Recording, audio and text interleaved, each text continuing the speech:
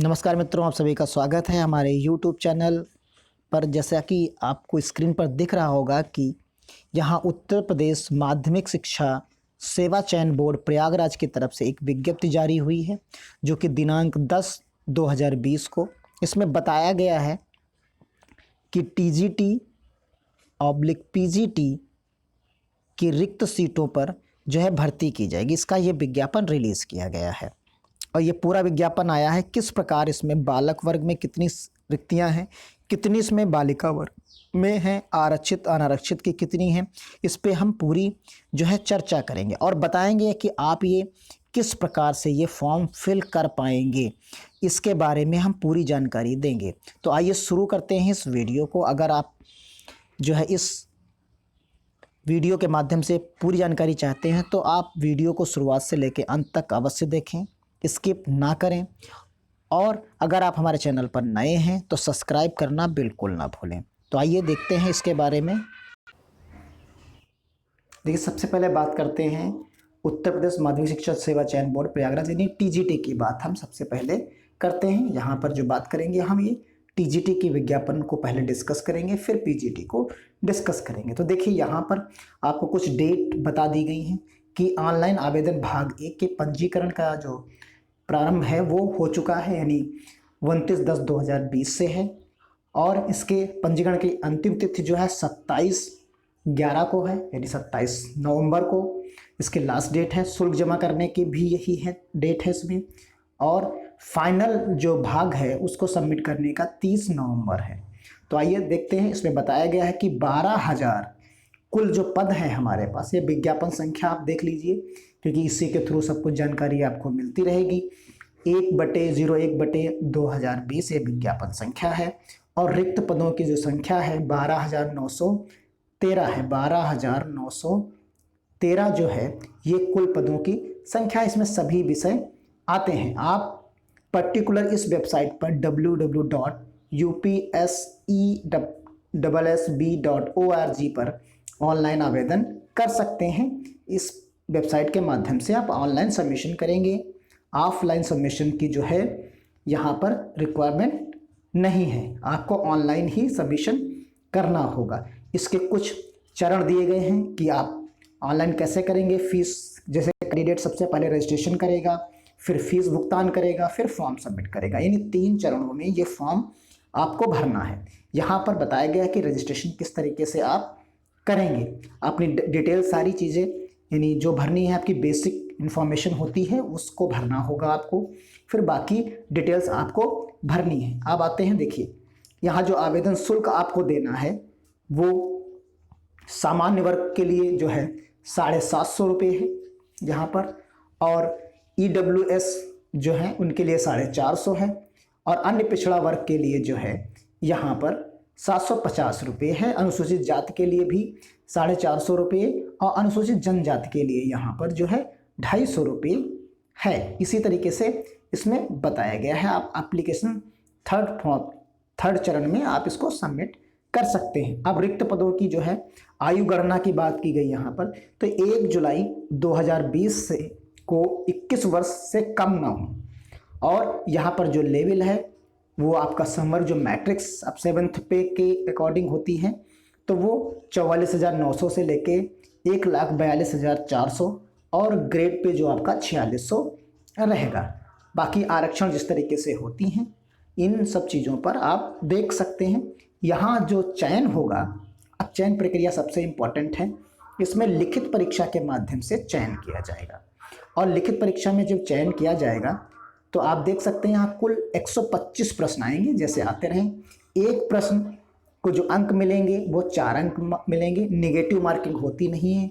कुल अंकों का जो है 500 अंकों का योग होगा, और इसमें प्रैक्टिकल नहीं, इसमें जो है वाइवा या जो आप कहते हो कि इंटरव्यू है वो नहीं होगा। यानी इसमें जो मार्क्स आपको मिलेंगे TGT में, उसी के आधार पर आपका चयन किया जाएगा, और सारे के सारे जो क्वेश्चंस होंगे वो मल्टीपल चॉइस क्वेश्चंस होंगे, और प्रत्येक प्रश्न के उत्तर के 4 विकल्प दिए होंगे।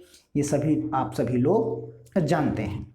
अब देखिए, जो रिक्तियों की बात यहाँ पर करते हैं, तो यहाँ पर रिक्तियों की जो बात है उसमें हम समझते हैं देखिए यहाँ पर रिक्तियों के माध्यम से जो रिक्तियाँ आपको दी गई हैं, देख लीजिए यहाँ पर बालक वर्ग में जो है, यहाँ जो बालक वर्ग है उसमें दी गई हैं। आप देख सकते हैं कि हिंदी, गणित और सामाजिक विज्ञान और इंग्लिश इसमें सब, और विज्ञान, इनमें सबसे ज़्यादा सीट्स हैं। देखिए टोटल 1700, 1800 के करीब और 1500, और यहाँ 1300, और इसी तरीके से नीचे 1700। ये सबसे ज़्यादा रिक्तियाँ इन्हीं 4-5 जो विषय हैं इन्हीं में आपको मिलेंगी। आप जो गर्ल्स होती हैं वो बालक वर्ग या बालिका वर्ग किसी एक में भर सकती हैं, और जो बालक हैं वो सिर्फ बालक वर्ग में ही इसको अप्लाई करेंगे। देखिए यहाँ पर जो बालिका वर्ग है उसमें भी रिक्तियाँ दी गई हैं, वो अलग से हैं।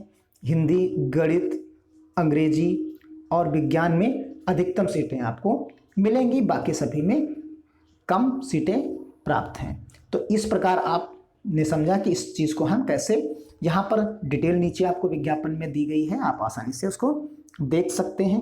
इसी तरीके से टीजीटी का ये आपका कंप्लीट होता है। आप देखते हैं इसका हम अगले वाले पोर्शन पीजीटी में। देखिए पीजीटी वाले में कि क्या है इसकी डिटेल और इसकी लास्ट डेट क्या है, इसको समझते हैं हम।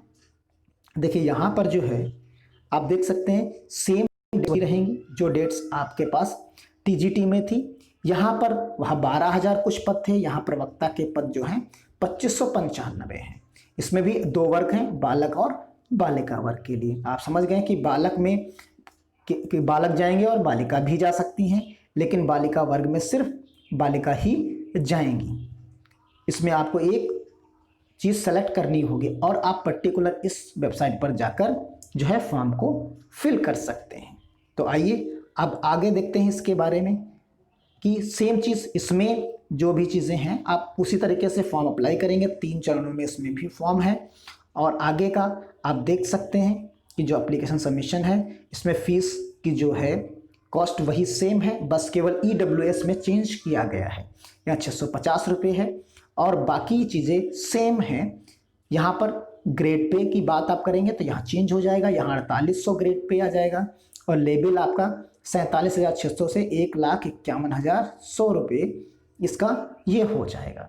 बाकी सारी सेम चीज़ें होंगी। जो इसके परीक्षा केंद्र होते हैं वो सभी जिला मुख्यालय ही होंगे, मंडल के जनपद मुख्यालयों पर ही केंद्र का निर्धारण किया जाएगा। ये सारी चीज़ें होती हैं, ये आपको बाद में बताया जाएगा। भर्ती प्रक्रिया में इसमें क्या है, इसमें 2 भागों में बांटा गया है। एक तो 85% आप मान लीजिए, और एक जो है 15%। ये 2 पार्ट में इन्होंने बांटा है। ये हमारा रिटर्न एग्ज़ाम के थ्रू मिलेगा, ये रिटर्न एग्ज़ाम के थ्रू होगा 85%, और 15% बाकी अधिभार होता है। तो इसमें देखिए समझना क्या है, यहाँ पर लिखा हुआ है कि 85% आपको लिखित परीक्षा के आधार पर मिलेगा, और इंटरव्यू जो होगा उसमें 10 अंक मिलेंगे, यानी 85 हो गए और प्लस 10 हो गए।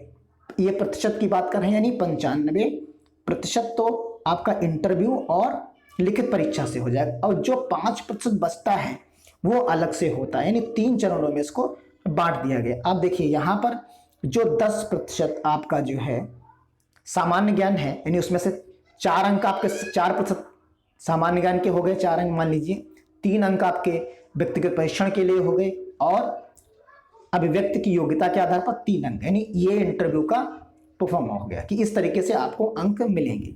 अब जो 5 अंक बचते हैं, यानी 5% जो बचते हैं, उनमें जो अगर आपके पास जो है PhD है तो 2% आपको वहां से मिल जाएगा। अगर आपके पास MEd है तो आपको 2 अंक वहां मिल जाएंगे।